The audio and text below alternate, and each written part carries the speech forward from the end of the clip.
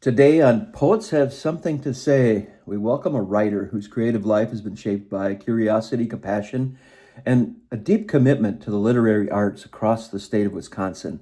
Jenna Cornell, a poet, an author, an editor, multimedia storyteller, professor. Jenna's work spans genres: poetry, fiction, nonfiction, screenwriting. How exciting. Beyond the page, Jenna is a creative force in multiple mediums. She's written and produced short films, contributed to local arts journalism, served as an editor and a writing mentor. She's also a passionate advocate for community arts, as I am. She has served as a board member for the Wisconsin Fellowship of Poets, contributed to regional literary events, and supported emerging writers through workshops. And today we get to step into Jenna's world. Jenna Cornell, thanks for joining us today. Well, thank you so much for having me. I'm excited. I'm excited to chat with you. Now, we just before our show, we realized we were both radio people. That's pretty cool. Yes, I think that is so cool. And even hearing your voice, I'm like, yeah, he probably wasn't radio. Radio guy.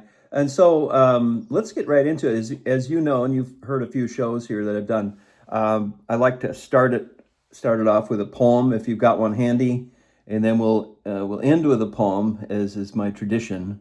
Do you have a short poem you can share with us, Jenna? Sure. I think one of the poems that I would love to share is one called My Terms. And so this is a spoken word poem about women and equality and stuff like that. So good. I'm good to go. Are you ready? I am ready. That's a great subject. Great subject. Okay. It's funny how women live in a world that expects both the virgin and the vamp, both the lady and the tramp. It is if we're dolls, dressed how you prefer us, only your preference turns on a dime, and then we're lost in time, unraveling a rhyme only you define. But virgin, vamp, lady, tramp ain't yours to possess or obsess. We transgress into our beautiful awesomeness, walking tall when society tells us to be weak, having the gall when politicians don't want us to speak. You see, this virgin, vamp, lady, tramp ain't yours to control, because I won't be part of your next bankroll, a societal sinkhole run by dead souls, souls caught in a tailspin of me versus him. My life ain't any less dim. I deserve the same game, same name, same fame, hell, the same bling, the same thing, the same cha-ching. You see, I'll be the virgin, I'll be the vamp, I'll be the lady, and I'll damn well be the tramp. But only on my terms. That's great. I love that. Thank you. That's wonderful. And I can tell you have a flair for the way you read that. You have a flair for open mics. You must love open mics. I do. I love going to open mics, and I think, one of the things that I have found with open mics is that that's a lot of times where you can test out your new stuff. Like, you can share your old, if there's no, rhyme or reason or rule, but truly you can, work with your new stuff, and you can listen to it and listen how it's said, and you can figure out, oh, I didn't say this quite right, so next time I'm going to say it like this. So I see open mics as a great way to have community, and I really think it's important to have community in the poetry circuit, but it's also a way to practice yourself. Yep. I want to talk about the writing community as a whole here in a moment, but I want to have you step back, if possible, Jenna, and imagine yourself as a young writer, the earliest version of yourself. What was that first moment like where you realized that language had power? Were you I think in one of your bios it said you started writing at the age of 9. Yes. Yeah. So it's so interesting when you think of different people throughout your life that have supported you and that have really made those impacts throughout the years. So I started writing at the age of 9. I started writing short stories, and it just happened that it was my 4th grade teacher who assigned this as it was an assignment, and we had to write a short story. Well, I was so enthralled by it. I wrote not only one story but 2 stories, and here's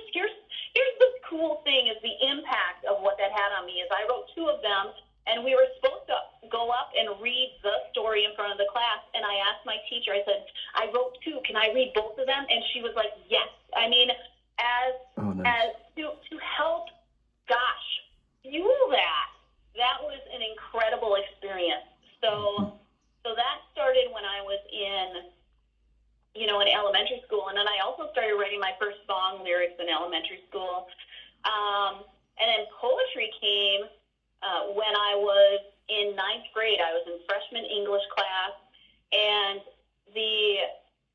my English teacher had a poetry section, but what was cool about it was she wasn't just making us read poetry. She actually made it an assignment for us to write poems, and that's where my poetry started, was when I was like 14, 15 years old, and wrote a whole bunch of poems. In fact, I still have a lot of them on yellowed typewritten paper when we were still using typewriters. Oh, cool. Oh, cool. And you can see early in your life the stages you went through by looking at your poetry, I would imagine, right? Yes. So when I go back and I look at, the things that I first wrote, a lot of it was about, and I am very much a romantic type poet, so you'll see that I write a lot about love and everything like that. But truly back then, it was a lot about love and angst of love and everything, and maybe that's kind of typical of the teenage, definitely. the teenage experience. I don't know. It is. But the other thing is that I have a couple of poems from back then that I read them now, and I'm like, that is really advanced poetry stuff. And I'm not saying that to toot my own horn. I'm saying it more so from the thing of, who I am as a poet now was kind of lurking back then. It was in there, and it's the reflective part. You talk about me being reflective of both, like the realities that happen in life, and so even back then, some of the poems were very reflective of life and life experience and the human condition and everything. I think when we speak about things literally versus speaking about things in metaphor, it can have such a power. Our guest is Jenna Cornell, and you're based out of You live near Appleton, right? I do. I'm about 25 minutes away from Appleton, so I'm in the Fox Valley. Yep. Such a hotbed of talent, and I love the fact that we have Kat Kofel, the first Appleton Poet Laureate, and we have the first Green Bay Poet Laureate that was just named, and this flurry of what are your thoughts on this? And I was fortunate enough to be the first North Fond du Lac Poet Laureate. I think it's so cool.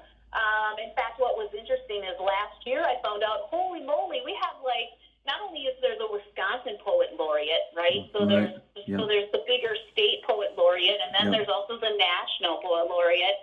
But I was super stoked to find out that we have, I think it's 13 Poet Laureates throughout the state, and towns are creating them. You talked about Green Bay. I think it's an awesome opportunity to be able to bring poetry to people, to the communities, and show that poetry, it's not just kind of like stuffy poetry that sits, on a shelf with things where you don't understand the language. It truly is very contemporary, very human condition related, and I think that's also a big thing for me about art, is that I really truly see the symbiotic relationship between art and humanity. It's always been here. We've always walked side by side with it, and it's so helpful. I love how you phrase that could be a poem in itself. The symbiotic relationship between art and humanity. I mean, wow. Yeah. And we're going to get to a poem too in a few moments. Another poem of yours. I want to talk a little bit more about the artistic community, and we have the James Hamiltons, and we have people that are a little bit more sedate and reading from pages. What do you think about this difference between the performative poetry and just reading off a page? And what has more power? Do you think that a poem has more power if it's performed in a dramatic way? I think that's a great question because I look at, there are times where, for example, the one that I read when we first started called My Terms, I have that memorized. I can perform it from memory. Cool. And I think when you have it memorized, you have a little bit more freedom to like use to use gestures and everything. However, there's also times where I'm up there and I'm reading my poems from, say, my phone, or potentially I've printed them off and reading them. Yep. So I really see it as, because I'm my background, theater, radio, all that kind of being on stage, emceeing, those sorts of things. I truly even see it that if you are reading it from a page, you're still performing it. Like, that's just how I view it. I think that it doesn't matter if you have it memorized or not. I think you can still really, truly engage with the audience with what you're writing, even if you're reading it from a book. Some people use their phones. Some people have printed pages off. Some people even use like iPads and stuff like that. Yeah. I think that in and of itself, it is a performance, and that's one of the things that I encourage poets to do when they do their when they're doing things, is that think about connecting with the audience and think about how it feels and everything like that, and how you hear it in your head. Say it out loud like that. So. So I look at them very similarly. I don't think it's a separate thing. I think you can truly be successful whether you have it memorized or not. And, for those people who sometimes get up in front of a crowd and their brain goes blank. Like, what a great way to encourage a poet who's like, oh my gosh, I have anxiety about being in front of people. I need to read from this. And just be like, hey, just do it. Just read from your paper. It's totally okay. You're not any less of a performing poet if you read from a page or a phone or anything. It's all about the connection that you're making. Absolutely. And we try to, in the Wordsmiths Writers Club, it's positive encouragement. And if somebody is a first-time member of the club, we tons of encouragement.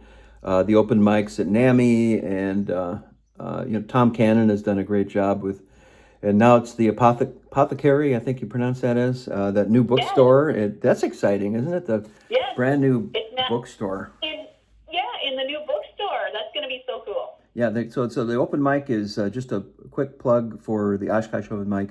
That's, I believe, the first Tuesday of August. They're going to be starting up, and I guess Felicia has a room set aside for the open mics. Ooh, so that's really cool. That is so awesome. That is so awesome that they were able to move over into the bookstore and everything like that and keep it going. Yeah, I look forward to, and I'm going to try to make it in August if I can. Tell me a little bit more about, do you have favorite poets? They could be classic poets or local poets. Do you have mentors, if you will, poets that you follow that, if it was me, I would say David White. I'm very much into that right now. What are some of the poets that you idolize, or maybe that's too strong of a word, idolize? Okay. Poetry-wise, like I think one of my favorite poets is Rumi. Oh, yeah. And I just, it's very, and it goes back to kind of that human connection thing. It's very much human connected of human emotions. Right. And, I have one of his favorite poems is called More. It's just like this romantic poem, talking about how you feel about this person. Like you can sense them before they come in the room. It's just so I don't know. It's just, to me, it's kind of perfectly describes being in love, right, with your person. Beautiful. And I think there's other poets that I like. Like, there's some contemporary poets that I follow, like R.H. Sin. I believe he's located in New York. And there's a few others that I follow them on social media. I think, too, one of the things that I love are a lot of the local poets Mm-hmm. that we have around here. So many talented people being connected to, and it's just incredible having Yeah. this community and being able to hear their poetry and also see their poetry, read their poetry. And one of the things that you realize is that poetry connects all of us worldwide. Like there's so many connections in the poetry community, not just locally and nationally, but also Mm-hmm. internationally. Mm-hmm. And the other thing too, though, is that I'm also influenced by fiction writers. Mm-hmm. So, for example, Kate Chopin, she's very much a huge inspiration for me. Zora Neale Hurston, and just both of those, because at the time that they were writing about women's issues that were very controversial. Mm-hmm. And so from a standpoint of being a woman's issue type poet, because a lot of my poetry does talk about women's issues and everything. Right. Yeah. Being able to have some of those writing mentors, there, when you think about writers that I've read, like Mm-hmm. Kate Chopin in particular is a big. It just, she wrote about things with women's lives that actually got her banned from being a writer at the time. So, so I think that's a huge influence for me. So poetry and also music too. Music is a big influence for me. Oh A yeah. lot of times I have poems that have been influenced by songs. Yeah, and we haven't even touched upon that, but we are Yeah. both singers, and and it's just and I'm very modest about it. I mean, I have my YouTube channel where I do write songs, and I know I'll never be James Taylor or Jim Croce or Kenny Rankin, but I listen to those people. But I think it's so. There's a Kurt Vonnegut quote out there somewhere where just practice your creativity no matter what it is. Just throw it out there. And I think it's so important for, especially in this day and age, to have a creative outlet. Wouldn't you say so? I agree. I think that creativity is one of those things where, man, if you're having a tough day, like you can watch a movie. If you're having a tough day, or you're having a joyous day, you could watch a comedy, right? Right. You could do Yeah. something like movie-wise. Right. Music, like, so impactful. Like, I know what songs I want to listen to if I know that I have plans with my friends later, and we're going to be like, having a good time. I've got like that list, but then I also have very reflective types of music that I'll listen to. Maybe if I'm trying to work on something and get work done, so much that creativity helps. And something that I also have noticed is that there's sometimes people look at creatives and they're like, oh, you're so creative. And then they deny themselves the creativity that they have. Like I have people in my own life that they're like, oh, I'm not creative like you. And then I look at things that they're doing and I'm like, that's creative. Like I'll tell them, I'm like, you're a creative. Like, that's a creative outlet. So, so creativity, I think, is so impactful for us with whatever we're feeling throughout our day. It helps us get through. Right. It really helps us get through. And there's so many ways to be creative. We're with Jenna Cornell, a poet from the Appleton area, singer-songwriter, all of the above. I did find that poem by Rumi.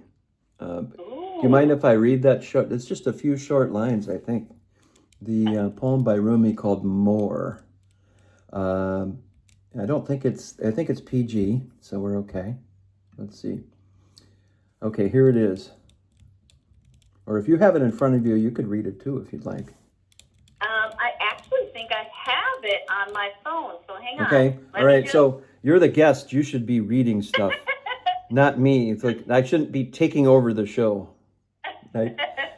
There are some, I've definitely, I'm sure you've heard podcasts where the guest just takes over the show, and it's like, let the person talk, for God's sake. you know. So Right? I don't want to be in that category. Sure. And I think you're doing great. doing okay. Okay. Just to give you a tip, I think you're doing Oh, great. okay. I So do. I brought it up, so if you want, I can read yeah. it. Okay. Let's go for it. This is called More by Rumi. It's a beautiful poem. I want to see you, know your voice, recognize you when you first come around the corner, sense your scent when I come into a room you've just left, know the lift of your heel, the glide of your foot, become familiar with the way you purse your lips, then let them apart, just the slightest bit. When I lean into your space and kiss you, I want to know the joy of how you whisper more. Well, there's just so much, and just for I'm gonna try that with my wife. That's that's a good poem. There you go. It is. It's so, when you read through that, it's like, oh my gosh, that is just like Yeah. what it's like to be with your person. Yeah. The person you So, trust and the person you love and trust, and yeah, that all yeah. beautiful. Yeah, and I'm corny. I write little poems for Valentine's Day to my wife, and Yes, that's awesome. isn't that cool? So Yeah, awesome. and we can use. You think about poetry and where it shows up. And I've talked with Tom Cannon about this when I was on his show. But poetry tends to show up in the most important times of our life, right? Whether it's a wedding, a funeral, bar mitzvah, what have you. It shows up at the most important times. Yeah. Because something that I do on the side, which I don't know, I might be dropping this on you. It might be a surprise. But No worries. I officiate weddings, and so No way. yes, I do. Yep. So there's poetry that's involved. There's people reading poems. In fact, a wedding I did last year, one of their friends came up and read a specific poem for that wedding.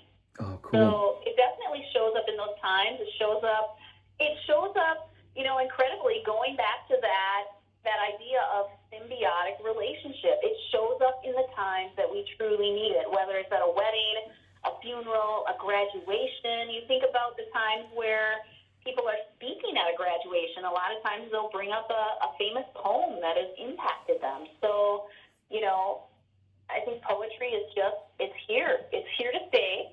It is. It's Yeah. definitely not going anywhere. And, It is. And I love that we're making sure that it keeps going, that Yeah. it's us, and we're helping the next generation to kind of keep moving along, Right. and it's taking poetry and not just realizing that it's thither, thither, thou, all these Wilson kind of words. Right. But it really is contemporary for this day and age. Right. I enjoyed the film Dead Poets Society because they made fun of the overly stylized, what did they call it, the Pritchard Manual or something, where they veered. I don't know if you've seen that movie, but I'm probably dating myself by. I have. It's been a while since I've seen it, but it is so good. And, I see that clip of Robin Williams where he's reading, and I share that even a few times on social media because it's so impactful. It's just such a great flick. Absolutely. And I think the movie makes the point is that creativity doesn't have a designation, or you can't put it in a cage. It doesn't have rules. I love free verse for that reason, and it does. There's no rules that has to be going by. We're in the final minutes with Jenna Cornell. She's a poet from Appleton. And do you have a poem to share with us to take us out here? Sure. So here's one of my poems. So one of the themes that I love, nature is such a big thing to me. Now I will introduce that nature is a big deal to me with saying I am not a survivalist kind of person. I suppose if it ever happened, I could survive.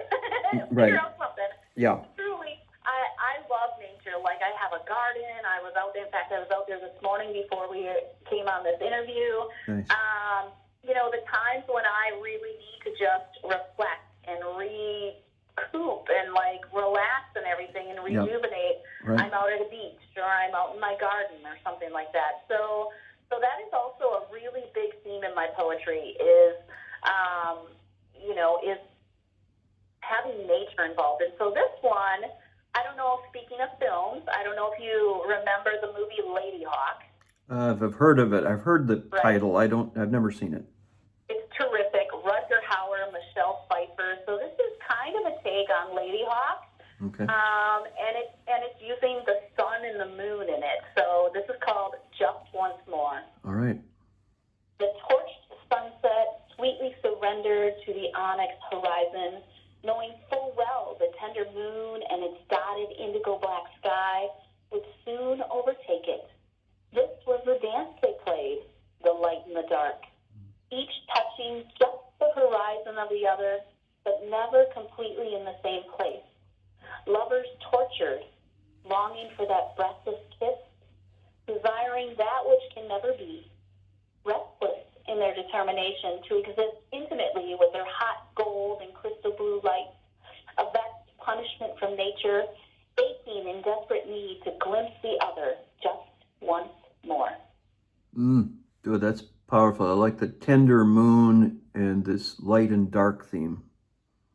Yeah, Beautiful. And I'm also super geeky about space and like Star Trek and Star Wars and everything. Sure. So that's also something that you will see in my poetry is a lot of space and, stars and moon and stuff like that. So there's just something about, and I guess I'm kind of going back to that symbiotic thing of not only poetry is symbiotic with us, but also nature. Like nature is truly, it's a part of us, and people are probably thinking, well, yeah, duh, right?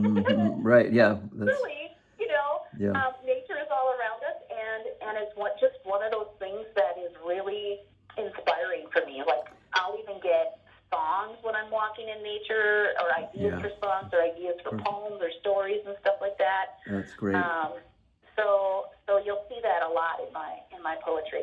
That's wonderful, and I'm right with you there. I'm a big Carl Sagan fan, and Neil deGrasse Tyson. I have a couple of his books, and he's just brilliant too.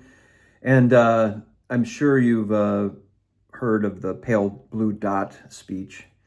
And I didn't. I haven't.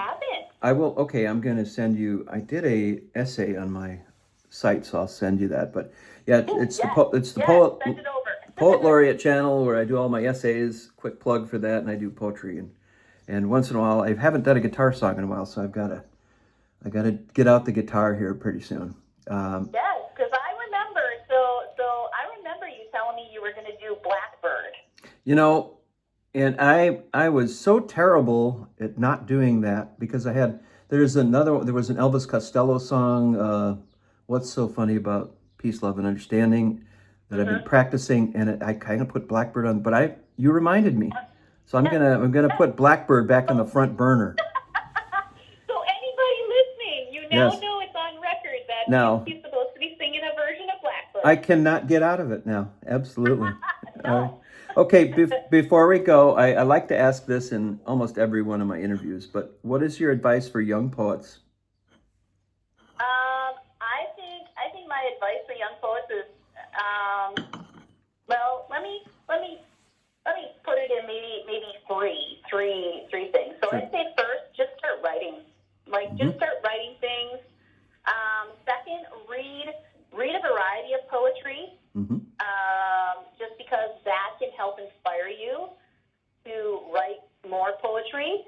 And number three, realize that you're not going to like all poetry. So you might read, let's say, I shared, for example, Rumi was one of my favorites. You might read Rumi and be like, oh, I don't like this. So definitely find the poets that you really enjoy reading and buy their books, or get them from a library for cheap and then eventually buy their books. And I'll add a fourth thing in here. Go to open mics. Go to open mics, share your work, build a community with other people. There are definitely all kinds of poets like myself who want to mentor new writers. And truly, you can be a new poet and be 60 years old. You can be a new poet and be 14 years old. So it's not about the age. It's about starting and just getting started. Great. And where can we find your work, Jenna Cornell? Sure. So you can find my work. I do have a website, JennaCornell.com, where you can kind of see what I'm doing. And I'm chief cook and bottle washer over there, so sometimes it takes a little bit of time for me to update some things on my website, but you can definitely go there and check out, my bio, things that I'm working on or have been published in and stuff like that. You can also find me on Facebook as Official Jenna Cornell, and it's not Official Jenna Cornell because I'm official. It's official because there are other Jenna Cornell pages there. Like there's other Jenna Cornells that have professional pages, so that's why it says Official Jenna Cornell. And then on Instagram, it is Jenna Cornell Official. Quite amazing. And I do see some music once in a while on Facebook, with kind of cool. Yeah. So yes, it's I think most of us, I have found that most creatives are multi-creative. Like they do all kinds of different stuff, and it's just being able to support one another in those things and encouraging one another along the way. All right, we'll leave it at that. Thank you, Jenna Cornell, for spending a very valuable half hour with us on Poets Have Something to Say. Tell your friends, tell your neighbors. What a fun show, and thank you so much for joining me. Thank you. Thank you for having me. It was great and it was fun. Right, sounds good. And we'll talk to you down the road, probably see you at an open mic here pretty soon. Yes. And right. so now you're calling me out. Now you're saying we're going to be seeing each other at an open mic. Right, there, I'm calling you it. out. You got to come to Oshkosh. That sounds like a really cool event at the bookstore. So It does. I'm going to try not to miss that. The only thing is, Jenna, I do have to admit that I have, and I'm admitting I'm an old guy here, but I'm having cataract surgery. Okay. So if I come to that open mic, I'll have some like groovy red glasses or something. Ooh. Because see, now what you could do is you could just create a groovy outfit to go with your groovy glasses, and there you go. Yeah. All right, sounds good. Thanks again, Jenna Cornell, joining us on Poets Have Something to Say. Have a wonderful day, Jenna. Thank you. You too. Okay.